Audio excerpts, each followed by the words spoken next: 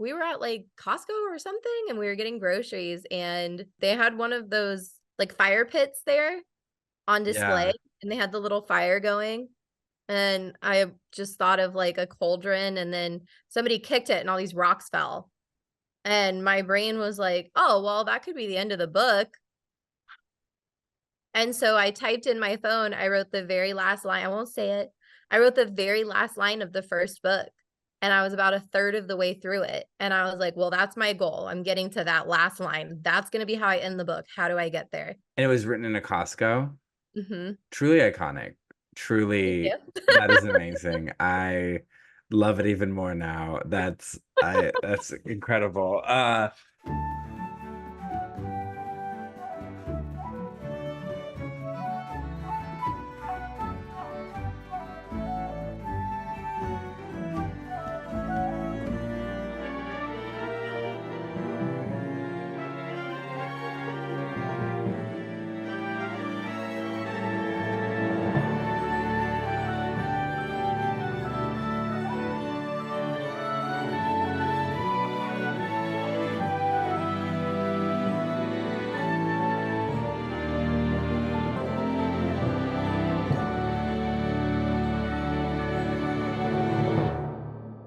Welcome, everyone, back to a very special episode of Not My Fantasy, the podcast where we discuss fantasy media and the lore that inspired it. And today we're going straight to the source of the lore with the author of the upcoming book, More Than Life, Bethanie Finger.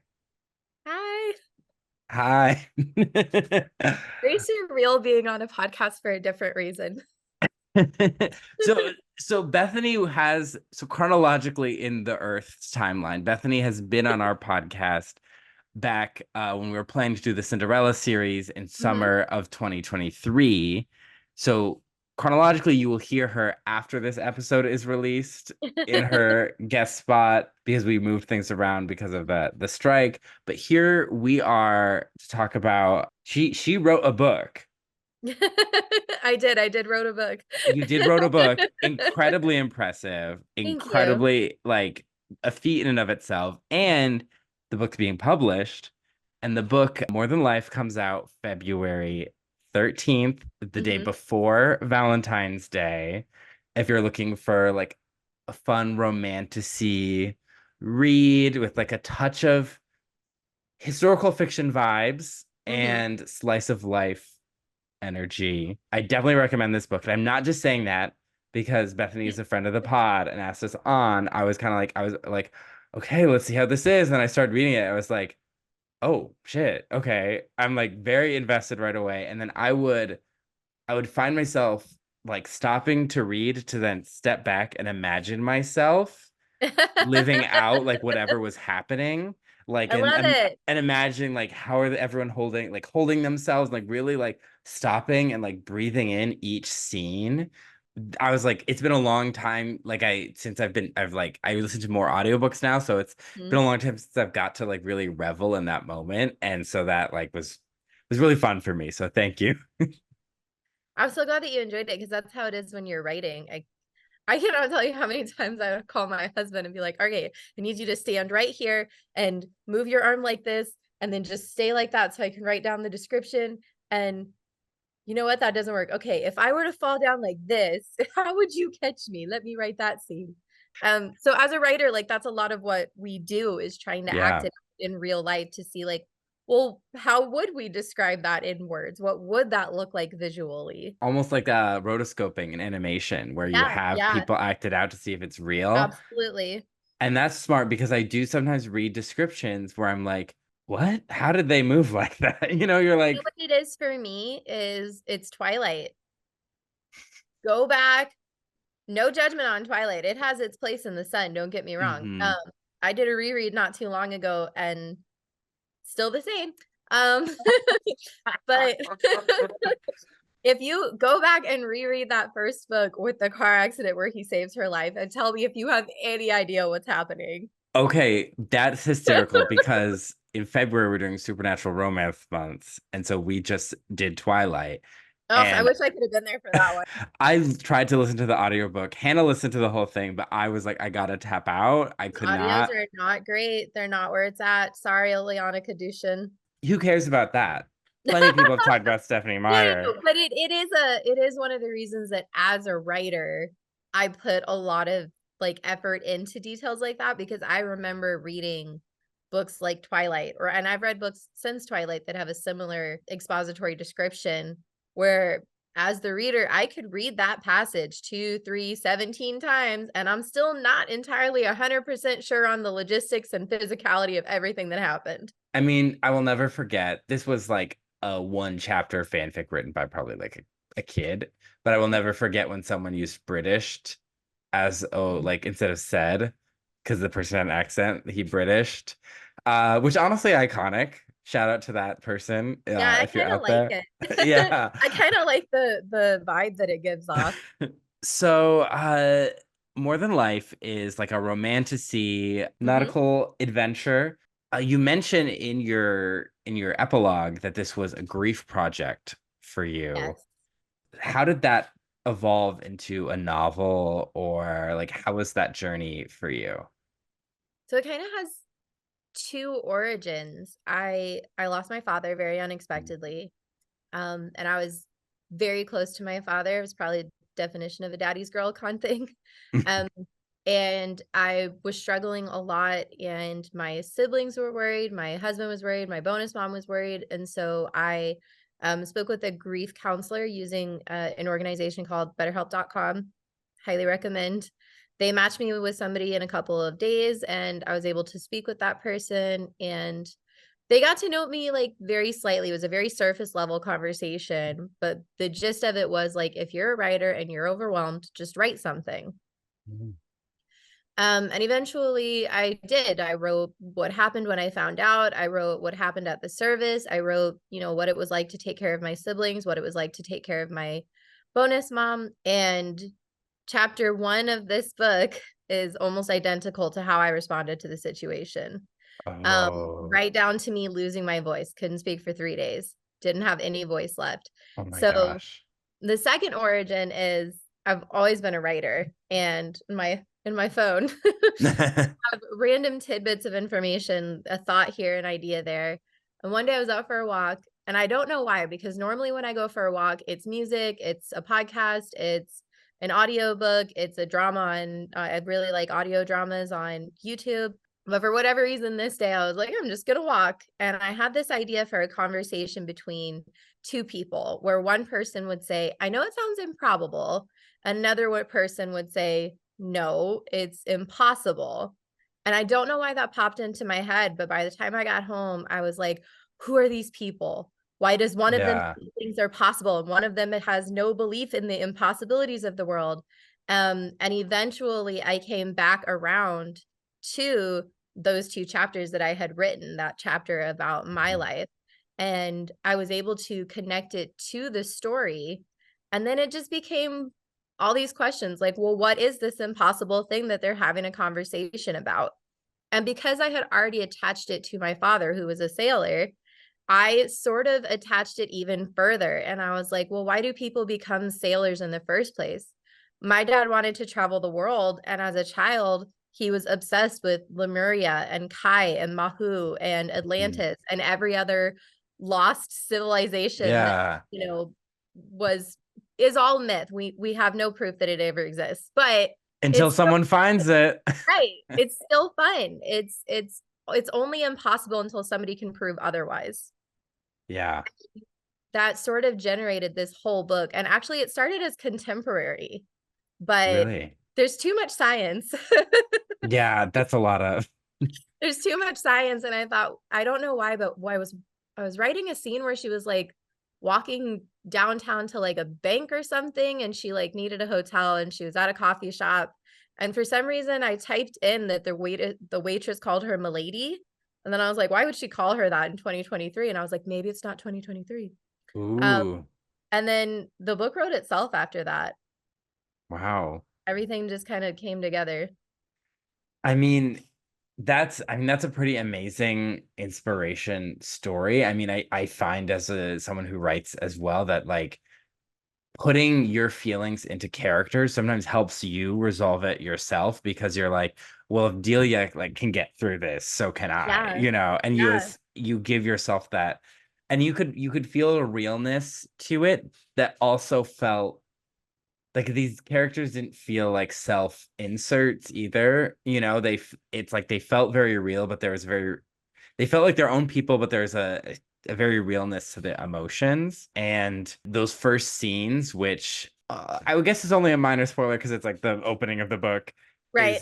is that, you know, this lady Cordelia, you know, loses her father and everything that happens to her, like, and lady as in like that's her position in society, Right. not just like a lady, you know, like, but everything that happens to her in those like few chapters is like it's so fast paced, but not in like a cheap way, in like a oh, and then zoom zip zap. It's just like there's so much happening, and it's truly you feel like the devastation and the depths of that, and that her whole life being upended. And I was like fascinated by stepping back and like imagining like how that would feel in like each moment, and like how moment to moment her life was like changing so drastically. And openings are hard. Yeah. So Yeah. I mean, as a reader, and I'm sure other people have noticed this as well, grief is not represented. If you look at movies, books, TV shows, it's always pushed to the side. I can't deal with that right now because yeah. I gotta save the world. There's a tyrant that needs overthrown. I have to Mhm. cure cancer.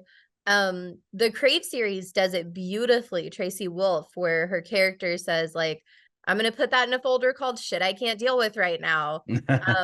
And it's all these great forms of compartmentalization, but I wanted to show what it was like if you couldn't compartmentalize. What if you're the type of person that just doesn't have the capability of putting it in a little box and putting it in the back of your mind and moving forward? What if you're the type of person who doesn't have the world to save, doesn't have a tyrant to overthrow, doesn't have a cure that they need to find? They just like have to be alive and deal with this like the rest of us. And so she had to have different challenges in her life besides that. And the magic comes later, but in the beginning, we're learning what it's like to just be a person. And I feel like Yeah. a lot of times in these types of stories, it's just like girl, devastation, girl meets boy, they ride off into the adventure. And I wanted to explore what it would be like if we had just a lot more exposition at the beginning rather than just like 10 pages in, we're riding off into the sunset to go chase down a villain or something. Yeah. Yeah, Yeah, I mean, it wasn't like I have to find my father's murderer, or, you know, right. it's like it's a very real, there's a realism, and there was the magic is really fun when we get to it, but I almost was kind of like, I don't even need it. Like I'm very interested in just what happens to this woman and like her life and like everything that she's going through. It gave me like very like Bronte sisters, Jane Austen era kind of Okay. vibes of like just like the social stuff she was dealing with. Hmm. Um, and it was very like, maybe this is the being an adult, but I was like, oh yeah, there can be magic. But I was like, I was very invested in like, how does she go on and like build a life for herself, and like that is interesting in and of itself.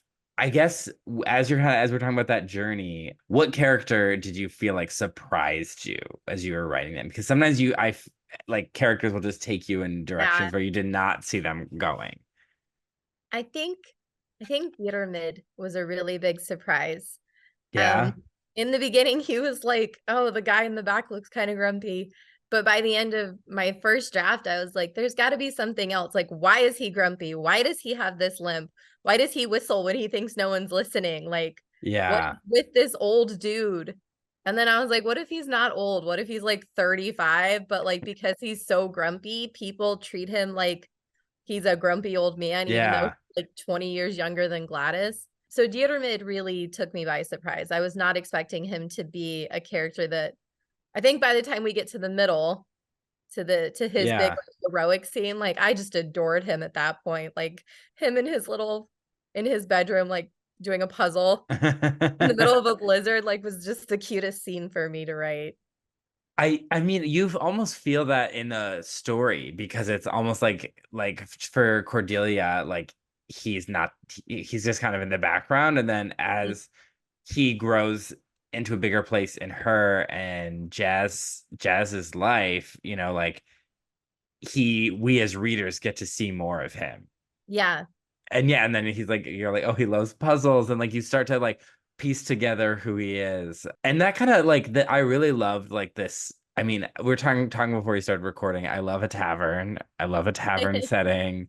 And like it was I say this to someone who doesn't even really watch anime, but it reminded me of like a slice of life anime, like her like found family in the tavern as like she struggles to like learn new skills as they, you know, like talk to different fishermen and like hear about like what's going on in the world. And it's all very like casual, like how you hear about things, you know, like you mentioned that the tavern was kind of a surprise to you. So like Yeah. what led you to this, to the Anchorage Inn? Just an insane amount of research. Um, I was writing and she had to have some kind of job. She got kicked out. She got to live somewhere. And Mhm. I was like, okay, well, maybe there's like an inn and she's a maid. Maybe there's a restaurant and she's a waitress. Did you know there weren't restaurants until France in like the 1780s? Yeah. I mean, not like Yeah, that specifically, but yeah, like restaurants are fairly recent. blew my mind. So I was like, okay, well, what is she gonna do? So I was like, okay, well, maybe she works at an inn. So I started doing all this research about inns at that time. And I based a lot of my sort of village and setting on Ireland and Wales because that's where my father's family is from. And Oh, they actually left Ireland and Wales in the late 1600s, so it kind of worked out well with my time. yeah. So at this time in the 1700s in Ireland or in Wales, there is no such thing as a tavern that's just a tavern, and there's no such thing as an inn that's just an inn. There's one. Yeah. If you're a tavern, you've got beds for people to sleep in. If you're an inn, you've got a place for people to drink and eat food. And alcohol was totally different. Alcohol was not, the concept that we have today. Drinking was like a part of every meal. Most people Yeah. do it to actually become like inebriated or intoxicated. It was just a part of the meal. And Yeah. there are still cultures in Europe that have that concept of, you know, drinking alcohol for like pleasure purposes and not for like intoxication. Like one of the highest drinking ages is the US. There are places Yeah. that are, UK, Germany, Great Britain, Wales, it's 18. France is like 16, Italy is 16, Spain and Yeah. Portugal are 16. Like it was just it blew my mind the amount of cultural aspects that were so different just in the last like 300 to 500 years. Yeah, I mean, I could go on forever about how the US drinking age makes people more like makes alcohol even more of a forbidden fruit, which is why people like Yeah. get so Yeah. crazy with it, and There's how tons of like studies that support that too. yeah, whereas like having a natural casual Yeah. relationship where this is just like part of being like social, and I don't mean necessarily like crazy at the club social, but just like having dinner social.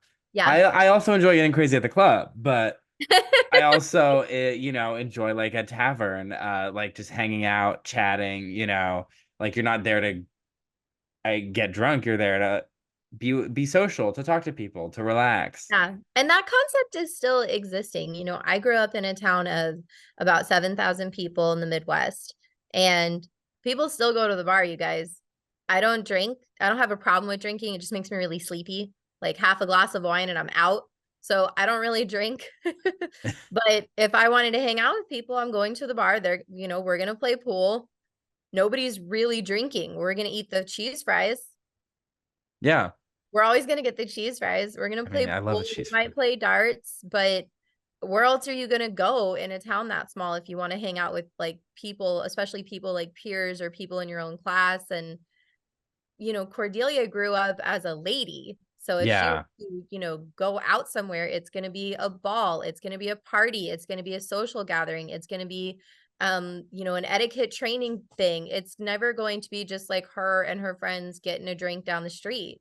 So that whole concept was new for her as well. And so writing it, I sort of got to experience it as a new concept because that wasn't something that I had experienced as an adult either until I became of age. And then it was like, well, where are we all going to hang out? Yeah. That's such an interesting way to explore that. I mean, the whole part where she goes from being a lady to like a regular person in like minutes, I was like, I like that was such a like it made sense. When I say it's a mind fuck, it was just like I just had to keep thinking about it. So I was like, that's so crazy. Like to Yeah. like go through and And see, even just that took research because I was like, yeah, well, what kind of a bed would she have at her home? Because she's the first night, like she's sleeping in a new place. That's yeah. always difficult. But imagine doing that for the first time in your life and you're like 19 years old. So then And it's you're okay, well, what kind of a bed would she have had at home versus the one here? Well, the one here is made of reeds, so it's not as comfortable. It smells different. It feels different. She's not used to having she's used to having an ocean breeze, but she's not used to sleeping near the stables. So the yeah. smell is kind of ruined because there's manure in the air as well. So it's just little tiny details that you don't really think about. But when I was writing it, I focus a lot as a writer and a reader on sensory details. What does it look like? What Yeah. does it smell like? What does it feel like? What's the temperature? Is it hot? Is it cold? Is there a breeze? Are we having overcast? Is there rain? Is it really bright? Like I focus a lot on those sensory details. And so when I was writing that scene that first night when she was laying in her bed, I thought back to like my own childhood. And even as an adult, anytime you sleep in a new space, even if you're just like crashing at a hotel for one night, there is a level of discomfort because you're in an unfamiliar environment. Hmm. And I wanted to explore what that was like, both emotionally and physically. And so that's why there's so many details about where she's asleep. It's not just, oh no, I laid down for sleep. Like it smells weird. It's not as comfortable. The bed feels weird. The temperature is off. Like I wanted it to be this exploration of like no, literally everything. She's not even wearing the same clothes anymore. Yeah. And she doesn't even know how to wear her old clothes. No, You know, that was fun too. that was I yeah. took a lot of fun at her in the beginning, so I am sorry for that. But it was really funny and it was realistic because she's not gonna go from a lady to a maid in 24 hours and not mess up. It was fun. And have you worked in the food industry before? Oh yes. Yeah, Yeah, I for was like, you could definitely tell reading that. It's like this sure. person, Years, yeah. yeah. So it's like anyone who's worked in the food industry definitely recommend this book because it's like it was so real. Yeah, just like that was great. And as we talk about like the opening and like the funeral scene, it's like established. It's like this lovely bit of world building that the color of mourning is maroon in in their culture, and then later there's symbolism with blue. See, I'm in my maroon and blue. As it's like symbolic of like a new her relationship and new futures. Mhm. And so is that I love to talk about like color concepts and theory. So is that just like a feeling, or is there a reason you picked those two colors? Or So maroon is my favorite color. okay, that was my first thought. Is like she definitely likes maroon. Yeah, I like, like a plum red wine maroon color. That is a And then good blue was color. my father's favorite color. And then blue is also the color of her eyes. It's the color of the ocean. If you do research, blue is a soothing color. It's a Hmm. naturally empathetic color. And if you do research, maroon is a naturally dissolvable color. Some people might associate it with like blood. Some people might associate it with wine. Some people might associate it with grapes, but it doesn't have the same tone as like blue. It's more neutral. It has more flexibility. Whereas blue, people are going to think of like a beach and the ocean or a Hmm. soft summer day with like a few clouds in the sky. And so when I did my research, I knew I wanted maroon because I had written that scene and I was like, oh, it would be so great if it wasn't black, right? Yeah, Because it's just a small little change, but yeah, just something to mix it up. And then I thought, yeah. well, what is it going to be when she changes? What is it going to be when she's ready to take that step? And I thought, well, blue is my dad's favorite color. So I started doing research on like, well, what does blue represent? And when I found out that it represented serenity, I thought, well, that's going to be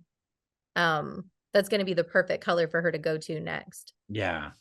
Now I thought of this just now. Now, is she named after, is if her name's Cordelia, is she named after Shakespeare's Cordelia and King Lear because of the No, father-daughter relationship?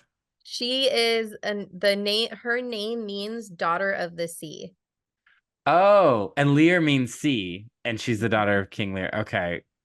So I am big on research and Yeah. big on names.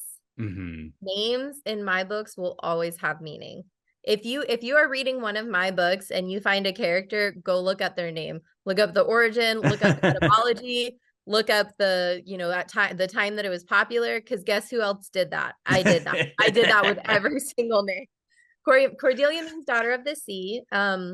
Michael means warrior. So Michael Allen Mhm. is actually my father's name, but Uh-huh. Michael means warrior king. Hmm. Kimball means warrior king. Jaspar means the one who guards the treasure. All Diramid, right. Diramid means courageous and soft. Taylor means like stoic and proud or something like that. Like if you go back and look at the etymology of these words and these names, they all have an origin that connects to that character in some way.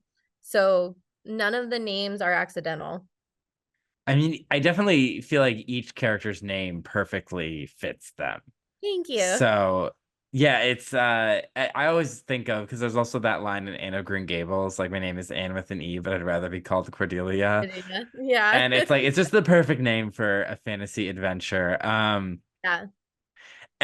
So as we talk about like research and setting, something Mhm. that really stuck out to me is you blend a very like realistic historical setting with magic and also like pirates, because it's not like a standard like knights and castles fantasy. Like we're Yeah. set, like in pirates, it's kind of like the age of exploration, like 1600s.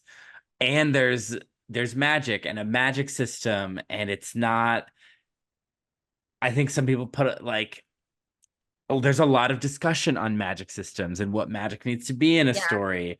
And sometimes I think it's too much, but what do I know? It's like, so it's like you craft a world, and I think, but the world it's in service to the story. It's not like derailing us. And as someone who loves like crafting worlds and just history and blending magic and all that stuff, like what feelings kind of drove making the world building, and like how did you kind of know like when is this something I really need to delve into, and when is this something I can leave for later or I don't really need to explore? Like what's your Uh, process for that, especially when you include magic into it?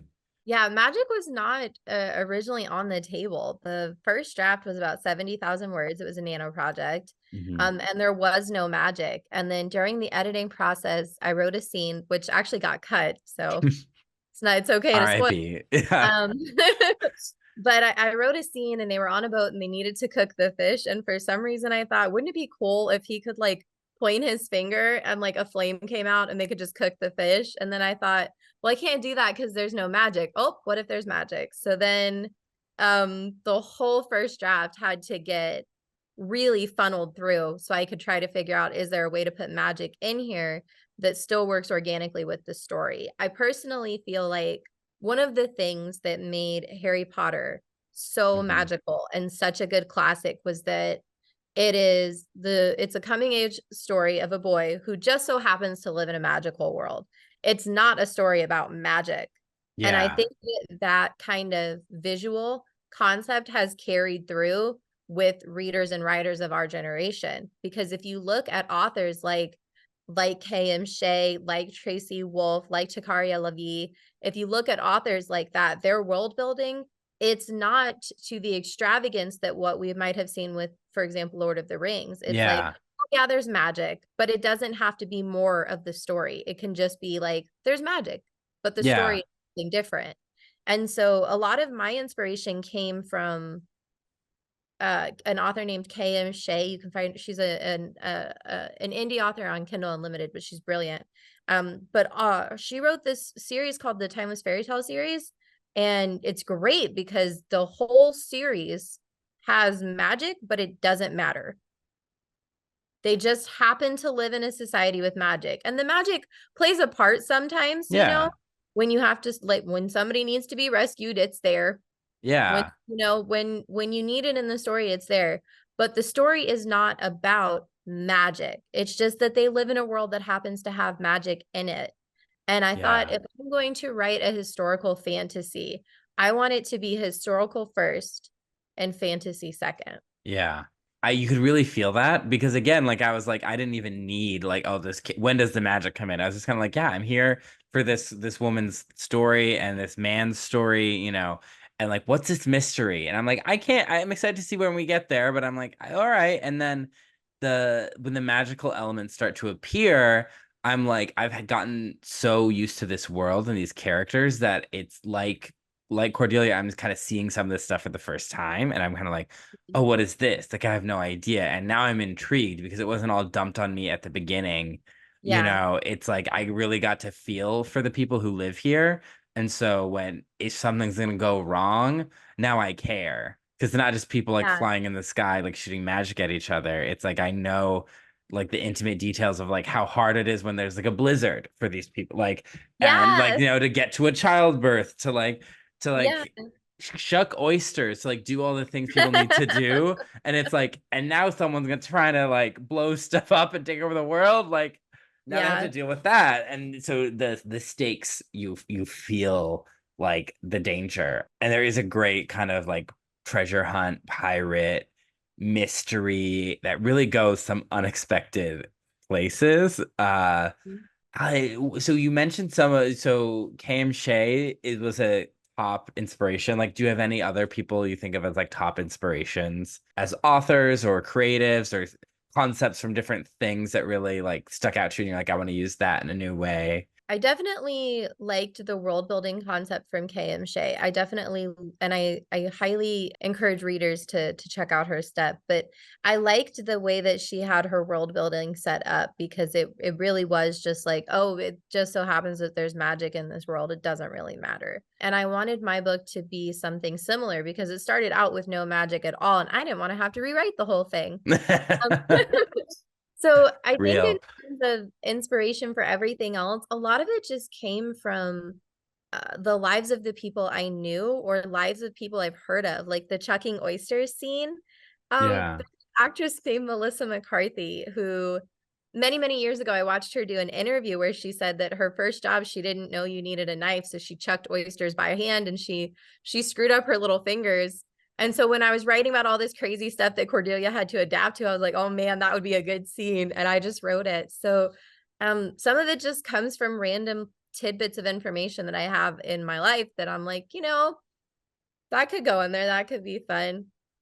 Like the fact that Cordelia, she apologizes when she accidentally slams the door. I do that. I Yeah. I bump into a table and I'm like, oh, sorry. And then I'm like, it's a table. Why would I say that? Um, I just heard the Midwestern in there. yeah, I do that too. my origins are showing. Your origin story. Yeah. Yeah, I mean, yeah, those all those details, they really bring in life and like collecting all those kind of aspects of stories and putting it in there. I mean, I love how like you don't overplay how like she talks differently as a lady and then she learned to adapt to sailor talk. Like it's there, but it's not like she talks like ridiculous before. It's just in these little Right. things that she says where instead of like, Yeah. oh, sorry, it's like, oh, pardon, Yeah. Or like, pleased to meet you, sir. And it's like, you can just say what's up. It's fine. Yeah. Um, yeah, that's also like it's an etiquette thing. And that's because I'm a military spouse and we've moved. We both grew up in Illinois and then we lived in Nebraska, which is basically Illinois adjacent.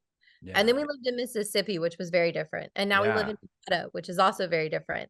And you wouldn't believe the cultural shocks you go through just from one or two states down, Oh, same. but it is Yeah. a huge shift. And I remember one of the biggest shifts that we had was coming from the Midwest down to Mississippi because, and nothing against the South, I'm sorry. I had way more hospitality when I was in the Midwest. I don't know where this whole Southern hospitality thing was. Maybe it's where we lived, but I didn't see any. I would go back to the Midwest in a heartbeat if I wanted hospitality and kindness from strangers because it was not there. And even just little things like, oh, sorry, or excuse me, or pardon, you just don't hear that. You just don't hear that. And in the Midwest, I Wow. feel like everybody's like, oh, hey, even to a stranger, they'll hold the door open for you. They'll be like, oh, how are you doing? Like waiting next to you in the grocery aisle. Um, Yeah. I just Smiling wanted at to, strangers when you walk down the street, you kind of do yes, that. absolutely. Yeah. So I wanted to establish like, well, if they're in a small town, then they would have, even hundreds of years ago, they would have the same kind of small town vibes that every small town has, where Yeah. everybody knows everybody and everybody goes to the same places and you do the same things and you have this sort of routine. And so that's kind of where Gladys came into the picture, because if you have a town of that size, where there's only one place where everybody can go after they get done working, after they get done on the fishing boats all day, if they're coming into town for a visit, if they're coming in for the market, Yeah. then that place is going to be well established, and so are its staff. Hmm. So that's where Gladys and Yttermid came into play, because we needed a staff that everybody had already gotten to know. And Yeah. who better to represent exactly what Cordelia had no idea a woman could be than this woman who owned her own tavern, who had been running it by herself for 30 years, who didn't put up with anybody's flack. She kicked people Yeah. out of her own bar. She hit people in the head with a tankard when they were misbehaving. Like, I it's loved that's Gladys. I mean, opposite of Cordelia. yeah, because she's this like hybrid, whatever, lady, it's Yeah, like they are so, it's like they have more wealth, they have more education, but they're also more trapped. And yeah. I mean, I love a woman who owns a tavern. Like, I love a tavern. Like, that's just so fun. And then, like, Gladys was just like everything I needed from that, where it's Yeah, like she's a badass, but you don't like have to tell us. Like, you just yeah. show, like, it's just like, oh, this is how Gladys is. It's not like she was a woman and she did this. Wow. It's just like she's She's just just a doing little it. rough. Yeah. Yeah. And you're just like, oh, like it just feels very natural. It's not like, look what I did, a woman in STEM, a woman Yeah. in taverns. It's like just how she is, and it's like you just really buy it, and it's so much fun. Yeah. And she's necessary. She keeps Cordelia grounded. Cordelia Yeah, has lived her whole life on this pedestal thinking that she's, you know, worth so much more than she is. And not that she's worthless, but she was worth something in a totally different society. And yeah, one of the best scenes that I wrote between Gladys and Cordelia was when Gladys told her, like, you can't go in there and be yourself, because yourself is someone who's unqualified, someone who's untrained, someone who has no educational background, someone who has no resume, no references, no record of any kind of work history whatsoever. You can't go in there and be like, hi, I'm Lady Cordelia, because nobody's going to give you a job. You got to go in there and just yes, no, yes, sir, yes, ma'am, no, sir, no, ma'am. Tell them as few details as possible until they hire you. And even that didn't work. yeah. That was real. As anyone who's been on a job hunt, that job hunt, I Oh was yeah. like, ooh, this is just like me, like a And moment again, of that's silence from for my myself. life. Like I Yeah. I got my master's degree and then it took me a year to find a job. And then I finally found one and it was entry level. I could have gotten it with my high school diploma. So again, Hmm. that was something that kind of it was close to me at that time because I had spent a year looking for a job. So I was like, well, it does kind of suck out there. It does. Yes. Yeah. I also got my master's degree to then go do Excel spreadsheets. Yep. I had my like last couple of questions, but I feel like we need to acknowledge the jazz in the room. I feel like we talked a lot about Cordelia, but we Yeah. haven't really, touched on Jaspar, our male lead, our Yes. love interest. I think who people write as leads in a romance is very fascinating because I think some people write exactly themselves or they try and write as far from themselves as possible, or the same like goes with like they write someone who's similar to their partner or who's as different from their partner as possible, or it's somewhere in between. Like there's no hard and fast rules obviously, but it's very interesting to see how people like build romances and love Mhm. stories and make both characters feel real. Like he has his own goals and interests, and he just falls so head over heels, and it's so sweet. But it is like he has his other stuff going on that's pulling him in different Yeah. directions. He has a Um, whole other life he's trying to balance. like you just have some really great descriptions of that. Like he's like soft and there's muscle underneath. Like he's kind of Mhm. very like he seems like a real guy. Like the way you describe everything he does. Like it's just he doesn't seem like a fantasy, like it's a fantasy world, but both Yeah. Jazz and Cordelia seem very like flawed, but but also very likable, and they have this very cute romance that's kind of it's built in like a friendship, and so it's not just all like steam and fireworks. It's like a very Yeah. like it's meat and potatoes of the tavern. It's that steady stew. Yeah. So what kind of what were your inspirations, or what was your thought process with creating Jasper? So he sort of needed to be similar to her dad in a way, because otherwise, why would he have been an apprentice? So Yeah, he needed to have a similar like goal and ambition. And because of that, I sort of delved into, well, what would it be like to live with this curse? What would your personality be like if you thought no one would ever remember you? Well, you would say whatever you wanted, you would do whatever, no one's going to remember. Why would you care? You would have no filter, no yeah, self-consciousness, no self-esteem issues. You would just do and say whatever. So I thought, well, if you live your whole life doing whatever you want, saying whatever you want, never worrying about the consequences because they never come to fruition, what would it be like if suddenly everybody remembered you and now you have to like build a relationship and show your personality? yeah, And when it comes to Jaspar, I think that for him, a lot of his personality is deep rooted in, I didn't know I was allowed to know people. I didn't know I was allowed to have feelings. I didn't know I could live outside this curse. And so, he spent his whole life being cursed, being mhm, forgotten, and focusing only on this one tiny thing. Like, I have to find Polaris. That is my life ambition. I have to find Polaris. Nothing else exists. And then all of a sudden, he's given a whole new option. And yeah, I think it's like this fantasy for him that he never even considered. And so, because of that, it sort of brought out a side of him that he didn't know was in there. He didn't know he could be that vulnerable with people. And when you think about someone who's, you know, essentially a good partner for Cordelia, it needs to be someone who's kind of like Gladys, who's real, someone yeah, who actually has life experiences that could lead her somewhere, but also someone who might need the softness that she has, because Jaspar has lived a very lonely life up until now. And then yeah. the softness, that's mostly because I read. I love to read.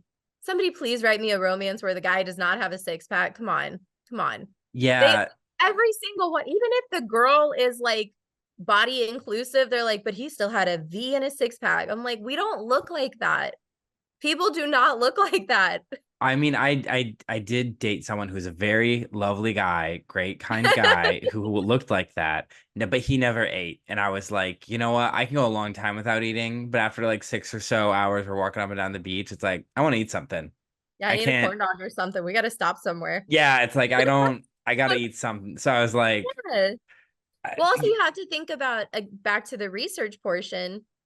At this point in time in society, there were only two types of people that were heavy set. It would have been someone like Cordelia who actually had extra money for food. yeah, So that's why Cordelia has the body that she has in the very beginning. And then being of the working class, she actually has to physically move and yeah, do labor and intensive work. And that's how she like sort of changes her physical shape. And then Jaspar, like, he has muscles from being a human who does things that build muscles. He's not, going to the gym 24/7, but he is yeah, working on a ship. He is essentially climbing to do this, or traveling to do that, pulling an anchor, dropping the sails, taking care of, lifting those mhm, barrels and things like that. He's doing like everyday exercises that would build up strength, but might not necessarily give you a six pack and, those muscles where the veins pop out if you flex. And yeah, I just wanted it to be a little bit more like, well, what would someone actually look like in 1700s in Ireland if they were in good shape because their exercise routine was being alive and having yeah. a physical labor intensive job? What would they look like? And And so living that's off of where it like came from. potatoes and some meat, Literally potatoes, meat, fish, bread, like that's what these people eat. yeah. What kind of how would that lead to a perfect six-pack V-shaped body? We have, as I say, as someone who works out, we have gyms and stuff because a lot of our modern lifestyle, we're so divorced from physical Yep, activity. And it was absolutely. it becomes so, as an adult, it was so much harder and it is so much harder to like maintain my weight and like do all this stuff, and you have to set aside that time. Whereas when Yeah. I was younger, yes, you have the different metabolism, but like I was in college and I was walking everywhere, and I just like Yeah. I was out walked everywhere I needed to go, and now I live in LA, one of the most infamous cities for driving and traffic. And I'm, and it's like, and I work an office job, and I'm very lucky that I'm Yeah. not attached to my desk all day. Like a lot of my job, I get to walk around and do things. So I'm very blessed in that regard, but still, like office life, sedentary lifestyle, like you got to Yeah. fight that. But It's very different. It's they were very not living sedentary lifestyles. No, they were not. Cordelia was, and that's one of the reasons that life is so hard for her during that transition. Yeah. Um, but Jaspar lived alone his whole life on a K that he had to like, he either lived on a K or in a boat Yeah, that he was by manning himself. himself. Yeah.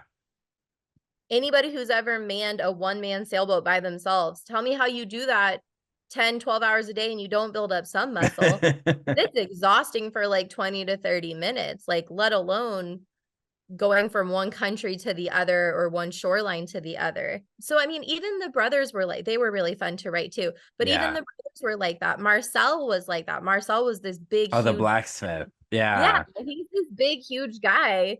And it's like, oh, is he just got like a little heavy set? Nope, he's solid as a rock. Okay. Because he's a Yeah. blacksmith. He does a lot with like his arms and his shoulders and his back. Well, like his belly's just kind of there, sometimes Yeah. the belly, it's fine.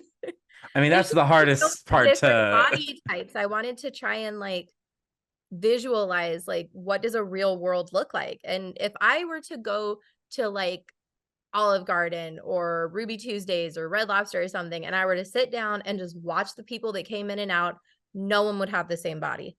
Yeah. I mean, that's just real human realism. And then I'll Mhm. get on my diet culture soapbox for just 1 second, where we can all eat the same food and do the same exercises. We won't all look the same. Absolutely. Get off the soapbox, guys. But like that's just a thing. Like everyone's different. Yeah. Yeah, Well, I and mean, the brothers are all different. There's three brothers. They have the same parents. They have the same lifestyle, right? All three of them yeah. work on as fishermen on a boat, and they all look different. They're all, again, they're kind of like Jaspar, where they have the muscles of people who have labor intensive jobs, but they still look different. Now, the speaking of Jaspar and his curse, I was gonna Hmm. mention it, but you did. So, I mean, you can tell you're a fairy tale fan because that isn't like a video game style curse. That No. is very much like a fairy tale, like not whimsical in like a fun way, but like that kind Mhm. of like it gives me almost an Ella Enchanted vibe of just like Ooh. this curse that's like you can't. It's just such an interesting thought experiment. And now I don't know if I had a question there, but I just what here there is a question. What inspired you to make that specific curse? It convenience. Yeah.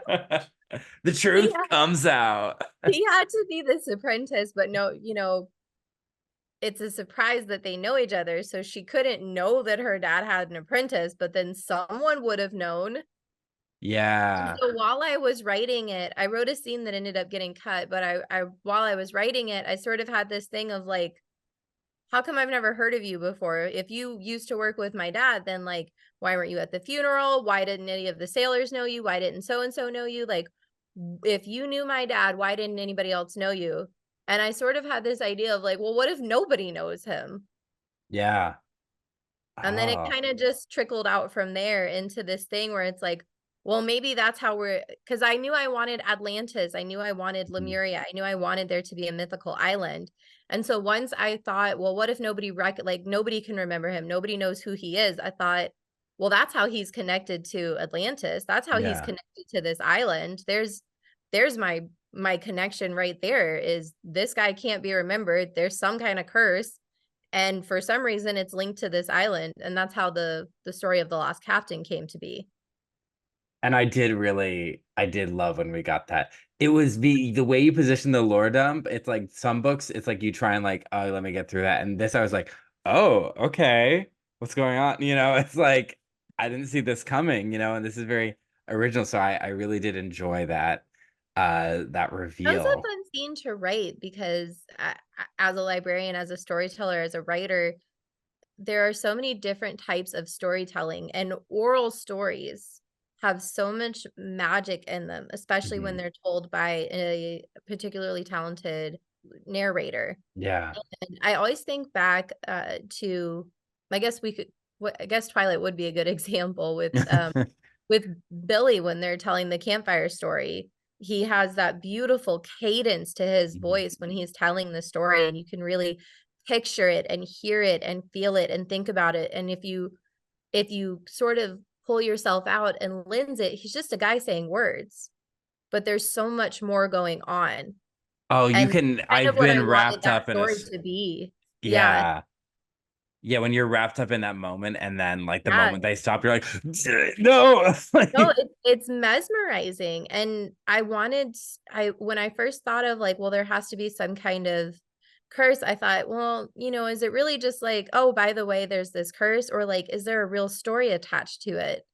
And when I started writing the story, it was for my benefit as the author so that I could get a closer look at what had actually happened and what had led to this connection and this curse and Polaris in general. And I kept thinking of that scene where someone would be like sitting around a campfire telling a story and everybody's just like hanging on their every word. And sort of the idea of having it be like, well, maybe it's not just like some kind of legend or some kind of story. Maybe it's something bigger than that. Maybe it's something everybody knows that story. Mhm. It's not just like, oh yeah, there's Atlantis where it's, this lost island that was condemned because they were greedy. Or, oh yeah, Lemuria is this lost continent, but there's no real proof of it. Somebody read it in a book once. Or, oh yeah, Mu is a lost continent, but we actually found it like under the water a few years ago and it was never a continent. It just like was really close to the land sometimes because of tides. Like I wanted it to be an actual story, not just some kind of random myth. Yeah. Great job. Great. I mean, this is so we end the book ends on a very intense, visceral visual Thank you. cliffhanger. Thank you. Uh and so I have so many questions, so excited about the rest of the journey of these characters. I'm very worried for my new friends. Um, so is this a standalone book or do you have a series planned? Three books, a trilogy, a A trilogy? trilogy. A trilogy, yeah. That's amazing.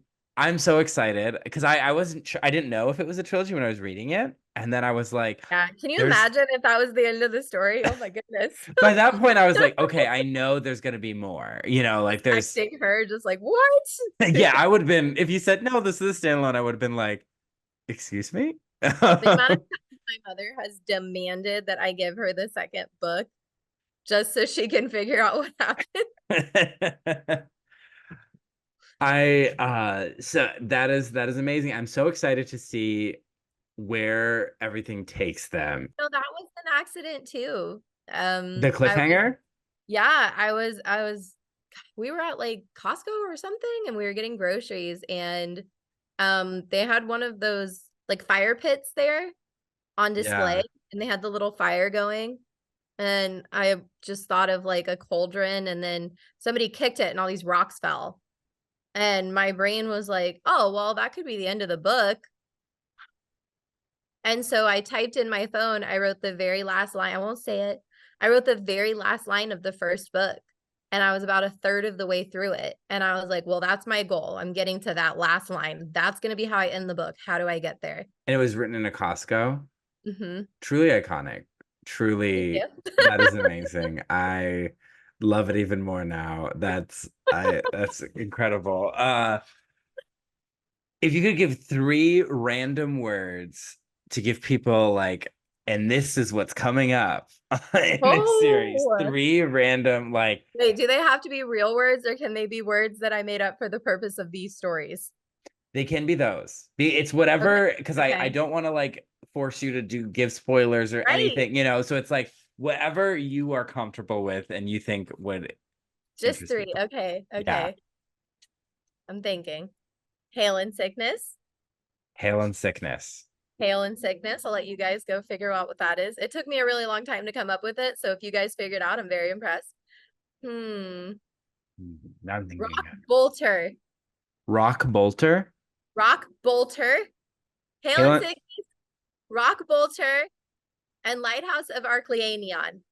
That's what you guys get. It's our own little clue, like Kimball liked It's to leave. yeah, it's Taylor Swift for you. There's my Easter eggs. There's a secret book that was never released. Hey, I mean, honestly, for lovers of Taylor Swift, have fun with More Than Life. It's all over the place. I've had several people message me and be like, "Oh, sneaky, but I found that lyric." So if you like Taylor Swift, keep an eye out. There's a few in there. I love that. So what are some of the ways our listeners can find More Than Life? So tomorrow it's available Tom- everywhere books are sold. Right now you can go to my website. I just added the Target link. But on the day that this comes out, it'll be right before the book comes out, and you can get it everywhere. Target, Walmart, Barnes and Noble, Books A Million, your Ingram, website. my website, Amazon, and please request it at your local library, because then not only do you not have to buy it, but somebody else might read it. Yeah. Word of mouth. That's why I discovered some of my Yeah, favorite series was just finding them in the library, being like, this looks fun. yeah, same. Magic of libraries. Yeah. So definitely, I totally recommend More Than Life. Thank you. Yeah, check it out. It's such a fun read. There's sadness, there's coziness, there's romance, there's adventure. It's got everything. Princess Bride energy. Thank you. That was fun. So You're the second person to notice that. I mean, I didn't even like put it together till right now, but I'm like, what is the colors and the vibe in my head? I mean, that's what Yeah. I'm feeling. So yeah, definitely check it out. I had so much fun reading it and doing this interview. It's such a blessing to get to read a book and then be like, well, okay, well, why did you do that? Like, tell me why. I want to know. Once we stop recording, you can ask me any spoilers you want. So check out More Than Life and also check out Bethanie's podcast, Prince Kai Mhm. Fan Pod, a Marissa Meyer fan cast on Marissa Meyer's works. So you finished Winter, right? Mm-hmm. We actually just finished winter, so we're on a hiatus now, and we'll come back to do the rest of the series. Exciting. So check out Prince Kai Fan Pod, and you can find us, Not My Fantasy Pod, on Not My Fantasy Pod on Instagram and the TikTok, and you can check us out on YouTube. Hello. Remember to smash that like button and subscribe and hit the bell notification so you get notifications when we post new videos. We're in the middle of Supernatural Romance Month, and we are covering the Percy Jackson TV series. Exciting. So check out all that and find us wherever you get podcasts, Spotify, Apple Podcasts, all that jazz. So Bethanie, thank you so much. Thank you for having me. And check out More Than Life, everybody.